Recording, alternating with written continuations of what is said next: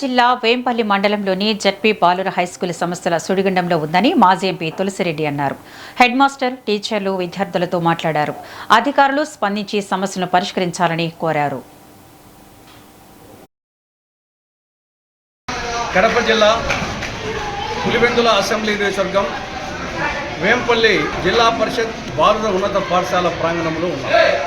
ఇది పాఠశాల, ఇది చాలా పురాతనమైనటువంటి పాఠశాల. 1947లో అంటే 79 సంవత్సరాల క్రితమే ఇది ఎస్టాబ్లిష్ అయింది. 2023లో దాదాపు 12 కోట్ల రూపాయలు ఖర్చు పెట్టి ఈ బ్రహ్మాండమైనటువంటి ఇంద్రభవనం లాంటి బిల్డింగ్ కట్టారు. 2023లో ఆనాటి ముఖ్యమంత్రి జగన్మోహన్ రెడ్డి గారు ప్రారంభోత్సవం కూడా చేశారు. ఈ పాఠశాలలో దాదాపు 653 మంది బాలురు విద్యార్థులు చదువుతూ ఉన్నారు. సిబ్బంది దాదాపు 50-60 మంది సిబ్బంది ఉన్నారు.